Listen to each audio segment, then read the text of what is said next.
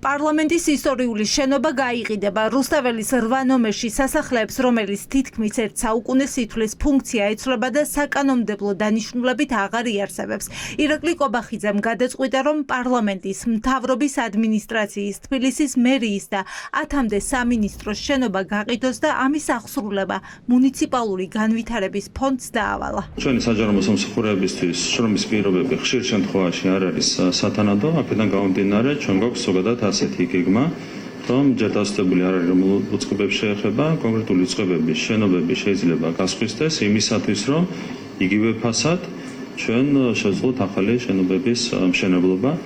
ირაკლი კობახიძე სამთავრობო ქალაქის გაშენებას ორთაჭალის ნაცვლად კუკიის ძმათა სასაფლაოს გვერდით გეგმავს. თბილისის ცენტრიდან გარეუბანში არსენალის მთაზე გადაინაცვლებს არა მხოლოდ პარლამენტი, არამედ ინფრასტრუქტურის, ჯანდაცვის, რეგიონული განვითარების, ეკონომიკის, განათლების, კულტურის სამინისტროები და მათ შორის სახელმწიფო დაცვის სპეციალური სამსახურის, რომელიც ახლა პარლამენტის გვერდით მდებარეობს. მას ახალი მისამართი ექნება გედევანიშვილის ქუჩაზე. ქვეყანას აქვს ეკონომიკური წინსვლა, ქვეყანას აქვს გაზრდილი ბიუჯეტი, პროგნოზი არის მათ შორის და მომავალი წლების განმავლობაში, მომავალი 4 წლის განმავლობაში ამას აღიარებს 4-ვე საერთაშორისო ორგანიზაცია საფინანსო, მსოფლიო ბანკი, სავალუტო ბანკი და ასე შემდეგ.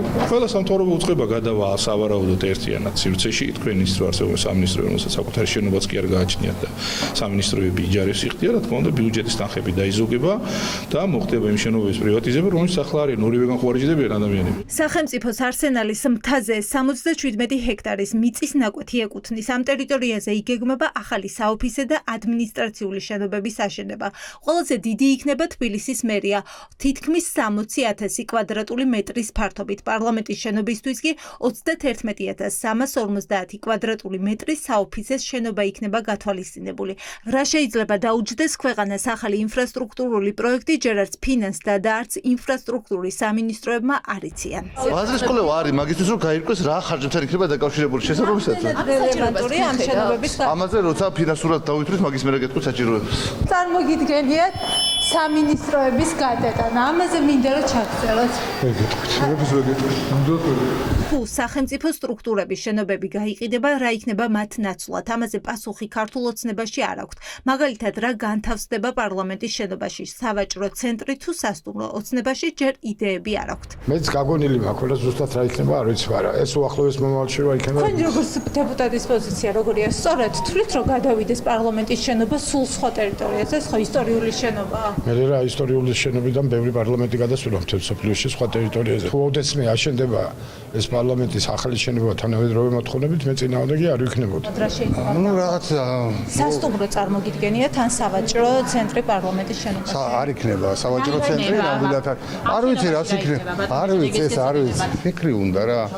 და გამოცხადება მე ალბათ შეირჩევა რა უნდა გაკეთდეს. რატომ იცვლება პარლამენტის შენობა უკვე მესამედ? მაშინ როცა საპროტესტო აქციების ძირითადი ლოკაცია მთავრობის ადმინისტრაცია და პარლამენტია, ხომ არ გეგმავს ქართული ოცნება აქციებისგან გაქცევას?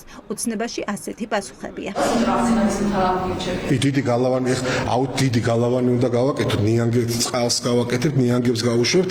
კარგით რა, ნუ დამერწმუნეთ არავის და არაფერს არ ვერჩით.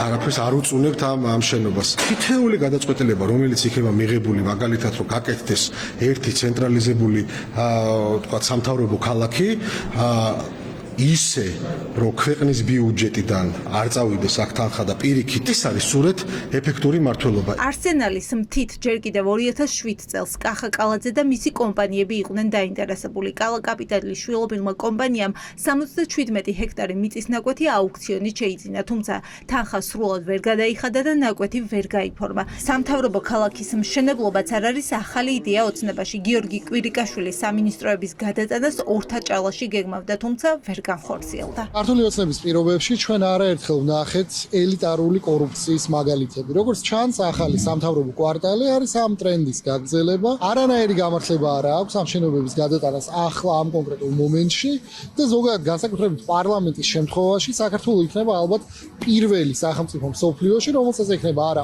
ორი პარლამენტის შენობა, არამედ სამი. ნაგალმარტებას ვერ მოვისმენთ, მაგალითად, რატომ არ უნდა იყოს მერია, სადაც არის იქ, ანუ რაში უშლის ხელს.